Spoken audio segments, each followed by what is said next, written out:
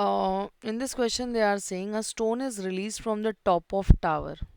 So let's say here we have a stone, okay, और इसको एक height से release किया है. So here they have already specified कि height is something 19.6. But before you need to know कि अगर कोई चीज़ ऊपर से नीचे आ रही है तो उसका initial velocity कितना होगा? It will be 0 meter per second. Okay. Moving further, they have given you the height, that is 19.6 meter. Okay. Then they have asked you the final velocity just before touching the ground. But also you need to know final velocity is being asked to you. And we know that कि gravity का acceleration अगर कोई चीज़ ऊपर से नीचे आ रही है तो it would be 9.8 meter per second square. Okay. So चलो देखते हैं. Firstly we'll mention the given. Okay. So what is the given over here? Yeah. So we know कि इनिशियल वेलोसिटी ज़ीरो है. It was not given but हमको पता है अगर कोई चीज़ ऊपर से नीचे आ रही है तो उसका इनिशियल वेलोसिटी ज़ीरो होगा. नेक्स्ट फाइनल वेलोसिटी पूछा है but before that we have height which is 19.6 metre पर सेकेंड. ग्रेविटी का एक्सेलरेशन हमको पता है कि अगर कोई चीज़ ऊपर से नीचे आ रही है तो एक्सेलरेशन वुड बी 9.8 मीटर पर second square. Final velocity is being asked to you. Okay. So which equation? Either it would be first one और थर्ड वन.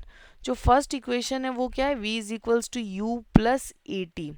सेकेंड इक्वेशन के साथ हम नहीं जाएंगे. s is equals to u t plus half a t square क्योंकि उसमें final velocity है ही नहीं. तो लाइक लुक ये वाले इक्वेशन के साथ नहीं जाओगे बिकॉज इसमें क्या नहीं है? फाइनल वेलोसिटी नहीं है. थर्ड पॉसिबिलिटी है v square is equals to u square plus twice of a s. Okay. So we can go with either first one और थर्ड वन. फर्स्ट वाले में क्या प्रॉब्लम आ रहा है कि इसको सॉल्व करने के लिए you must be needed time. Okay. That means कि you can't go with this one also. So that is the reason कि फाइनली तुम्हें कौन से इक्वेशन के साथ जाना है? थर्ड. प्लस इसमें मॉडिफिकेशन भी होगा. क्या मॉडिफिकेशन होगा? इधर एक्सेलरेशन नहीं है, ग्रेविटी का एक्सेलरेशन है. इधर डिस्प्लेसमेंट हॉरिजॉन्टल नहीं है, वर्टिकल है. दैट मीन्स इधर हाइट आ जाएगा. Okay, so this changes you need to consider.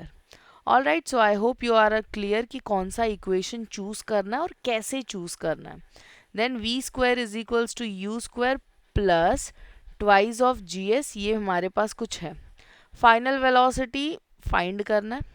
What was the initial velocity? That was zero.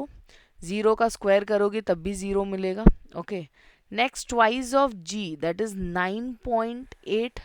Height is given to you as something 19.6. Okay.